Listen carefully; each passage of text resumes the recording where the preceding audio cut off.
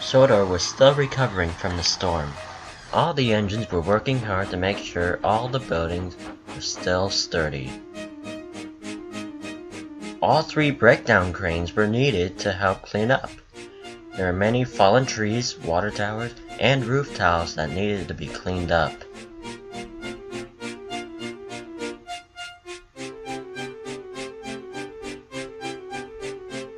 You know, Rocky, I never thought I'd see the day where we need all 3 breakdown cranes. Neither did I, Henry. Neither did I.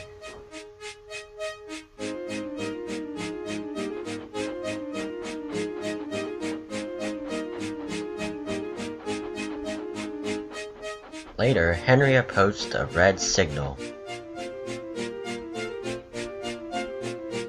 As he waited for it to turn green, he saw a Flying Scotsman pull up and stop.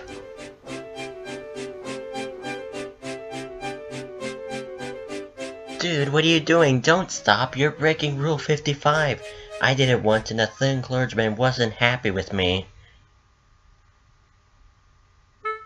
You know, that Gordon, thinking he can ruin my image. I'll show him. I shall pay him back. Now how to do so? Let me see. Look out, man! Look out! Ooh. I hate to interrupt the discussion, but we've got work to do. Get out of our way. Alright. These Sudrian engines are ruder than I thought. Driver, I'm fed up with the Flying Scotsman, thinking he's so great. We ought to pay him out. I agree, Henry. His driver's conceited too. Now, how do we make him see sense? He's taking the express for Gordon today. Maybe, if we sabotage his journey, he'll look silly. That's a wonderful idea, Henry. Let's get to work right away, before he leaves. They thought it was a lovely plan, so Henry secretly snuck up behind Stanley and gave him Rocky. Then he puffed away as quickly as he could. It wasn't easy, Henry, but we managed to jam the points. He's sure to be diverted. What do you two think you're doing? The signalman had run up. Now the points are faulty. That's the faulty? Just then they heard the rushing of a steam engine. It was Flying Scotsman flying down the line at full speed. He went one way, and his water tender and the express coaches went the other way. But he didn't know. The passengers started grumbling and calling this a bad railway. Oh, we wanted to sabotage his journey, but all we did was... gave you another tender! Henry, let's pull this train. He won't be coming back anytime soon.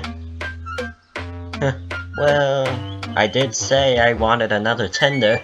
Let's do it. We can't let these passengers down. So Henry coupled up to the coaches and pulled them back onto the main line.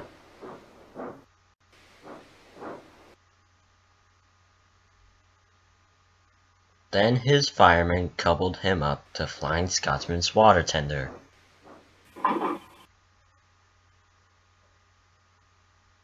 And with wheels turning and pistons pumping, Henry pulled the water tender and the coaches the rest of the way.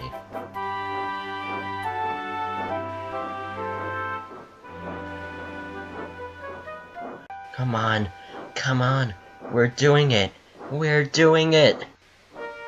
Henry had to puff carefully and slowly to avoid getting diverted on the faulty points. He saw a Flying Scotsman. He was suddenly diverted onto another set of track. He was confused at first, but then realized what had happened. Hello, slow coach. Henry? How are you going as fast as me? Is that my water tender? Oh, I'll catch you. But it was no good. Without the extra water, he couldn't carry on. He had to stop and wait for help. Tender thief! Well done, Henry. We're making record time. That'll show him. Later, Henry arrived back in Netford, the journey done.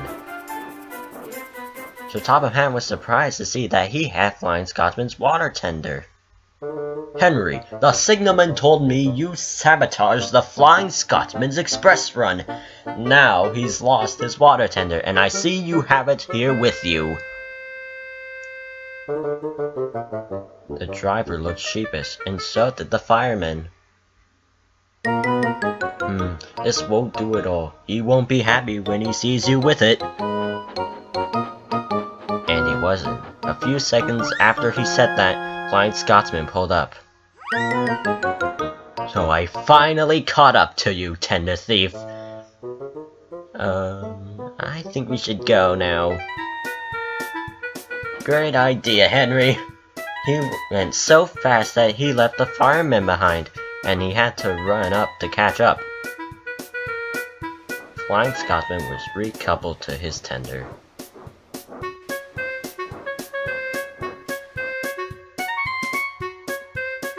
And feeling satisfied, he puffed back to the mainland. Henry backed up sheepishly, but as he saw Flying Scotsman leave, he noticed that he had a look on his face. A look that he knew would be bad news. But he couldn't worry about that now. He had to worry about what Sir Topham was saying.